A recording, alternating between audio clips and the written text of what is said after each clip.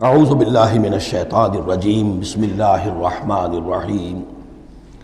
سورۃ الکہف بسم اللہ الرحمن الرحیم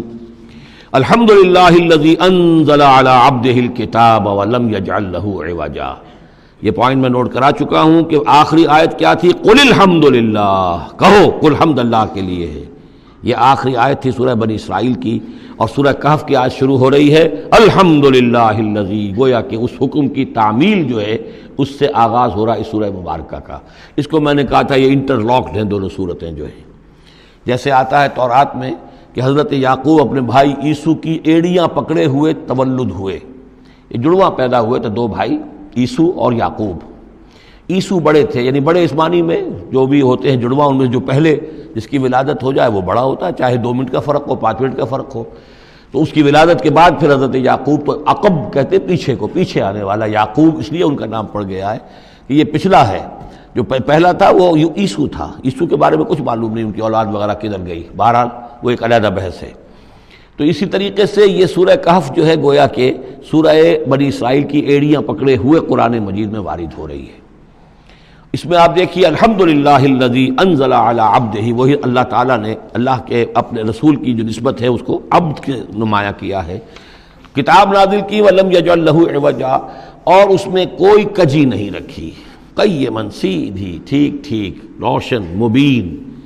لینذر بأسا شدیدا۔ اب یہ ہے لفظ جو بہت زیادہ غور کرنے کے قابل ہے۔ اس کتاب کے حضور پر نزول کے مقاصد میں سے ایک یہ بھی ہے خبردار کر دیں ایک بہت بڑی آفت سے۔ ویسے باسن جب واحد آتا ہے تو عام طور پر اس کے معنی جنگ ہوتے ہیں، جب جمع میں آتا ہے تو سختی، مصیبت، بھوک، فاقہ، یہ سارے بأسا۔ آیت البر میں بھی ہم نے پڑھا والصابرین فی البأساء والضراء وحین البأس۔ بأسا جب جمع میں آیا ہے تو فقر و فاقہ، تکلیف، مصیبت، اور حین الباس جنگ کے وقت۔ تو ان دونوں کو ذہن میں رکھیے، بہت بڑی آفت، بہت بڑی آفت، بہت بڑی آفت۔ ایک تو ہے دجالی فتنے کی، دجال المسیح الدجال جو آنے والا ہے، جس کے بارے میں حدیث میں آتا ہے کہ کوئی نبی اور رسول ایسا نہیں گزرا جس نے اپنی قوم کو دجال کے فتنے سے آگاہ نہ کیا، اور پوری انسانی تاریخ میں دجال کے فتنے سے بڑا کوئی فتنہ نہیں ہوگا، اور وہ ہر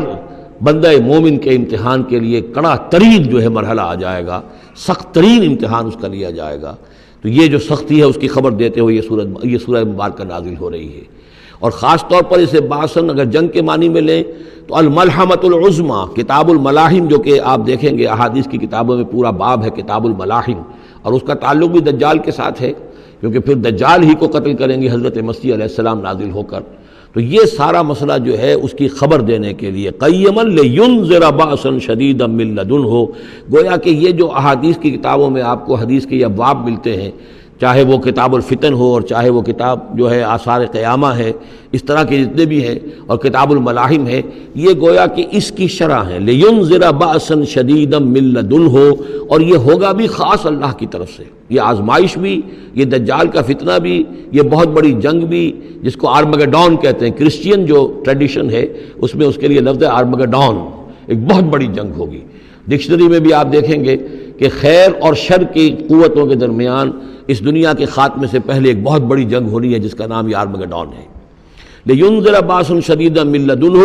ویبشر المؤمنین الذین یعملون الصالحات، اور تاکہ بشارت دے وہ ان اہل ایمان کو جو نیک عمل کرتے ہوں، ان لہم اجرا حسنا، کہ ان کے لیے ہوگا بہت اچھا بدلہ، ماکثین فیہ ابدا، اور وہ اس میں رہیں گے ہمیشہ ہمیشہ۔ یہ جو دجالی فتنہ ہے اس کے ساتھ ایک خاص مناسبت ہے سورہ مبارکہ کی۔ احادیث میں آتا ہے کہ دجالی فتنے کے اثرات سے بچنے کے لیے اس سورہ مبارکہ سے ذہنی اور قلبی رشتہ مفید ہے، اس کی تلاوت کرتے رہنا، خاص طور پر جمعے کے روز پوری سورہ کہف، ورنہ یہ کہ کم سے کم اس کی ابتدائی اور آخری آیات ان کی بڑی اہمیت ہے۔ دجالی فتنہ اصل میں کیا ہے سمجھ لیجئے کہ ایک تو ہے دجالی فتنہ بالعموم، دجل کہتے ہیں فریب کو، جیسے کہ کوئی نبی نہیں ہے، وہ اس نے فریبی لبادہ اوڑھ لیا، نبوت کا دعویٰ کر رہا ہے، وہ دجال ہے۔ تو اس طرح کی تو حضور نے فرمایا ہے کہ 30 دجال پیدا ہوں گے، انہی میں سے ایک ہمارے زمانے کے اندر جو ہے یہ غلام احمد قادیانی بھی تھا، وہ دجال تھا، جس نے کہ اعلان کیا کہ میں نبی ہوں جبکہ وہ نبی نہیں تھا۔ تو فریبی بنا ہوا، جس نے کہ ملمہ اپنے اوپر چڑھایا ہوا ہے۔ اسی طریقے سے دجالی فتنہ یہ جو ہے اس پوری دنیا میں اس وقت جو فتنہ ہے وہ یہ ہے کہ مادہ پرستی کا اتنا غلبہ ہو چکا ہے ذہنوں کے اوپر، افکار کے اوپر، لوگوں کے نظریات کے اوپر، لوگوں کے اخلاق کے اوپر، لوگوں کے اقدار جو ہیں، ویلیوز جو ہیں اس کے اوپر، کہ وہ آخرت کو بالکل بھول گئے، اللہ کو بھول گئے، اسباب کے اندر گم ہے، مسبب الاسباب سے ذہول ہو گیا، دنیا ہی دنیا ہے، آخرت کو بھولے ہوئے ہیں، مادہ ہی مادہ ہے، روح سے کوئی سروکار ہی نہیں۔ یہ ہے بالعموم جس کا نام دجالی فتنہ ہے، کہ حقیقت کے اوپر پردہ پڑا ہوا ہے، آخرت پر دنیا کا پردہ پڑا ہوا ہے۔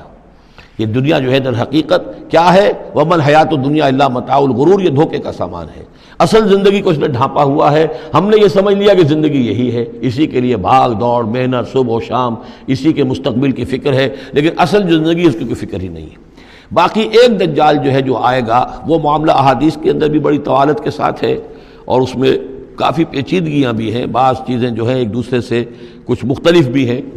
اس میں پھر اہل علم کو بہرحال مطابقت پیدا کرنی پڑتی ہے۔ میں نے جہاں تک اپنی کوشش کی ایک رائے تک میں پہنچا ہوں، لیکن ابھی میں اسے بیان نہیں کر رہا ہوں۔ بہرحال دجالی فتنے کی خبریں موجود ہیں بہت شدت کے ساتھ، اور اس صورت کا پڑھنا جو ہے اس میں بہت مفید ہے۔ اس صورت کے مضامین کا دجالی فتنہ بالعموم سے کیا تعلق ہے وہ تو اس ہم دورہ ترجمہ دوران کے اس کے دوران بھی آپ کو معلوم ہو جائے گا، لیکن اس کے جو خاص بڑے مباحث ہیں، خاص طور پر یہ کہ ایک ہمارے بہت بڑے عالم گزرے ہندوستان میں اس صدی کے آغاز میں، مولانا مناظر حسن گیلانی،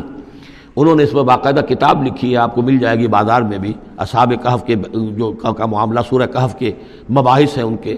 میں نے اس کو اپنی ایک تقریر کے اندر کسی خطاب جمعہ میں سورہ کہف کے مضامین کا خلاصہ بیان کیا تھا، جس کا عنوان ہے دنیا کی حقیقت۔ ظاہر بات ہے تفاصیل زیادہ جو ہیں وہ میرے لیے ممکن نہیں ہے کہ اس دورہ ترجمہ کے دوران بیان کر سکوں۔ وَيُنذِرَ الَّذِينَ قَالُوا اتَّخَذَ اللَّهُ وَلَدًا، اور خبردار کر دے ان لوگوں کو جنہوں نے کہا کہ اللہ نے بیٹا بنایا۔ یہ ساری دجالیت جو ہے اس کی جڑ کیا ہے؟ مسیحیت، جو موجودہ مسیحیت ہے، جو حقیقت میں مسیحیت نہیں ہے، پولزم ہے،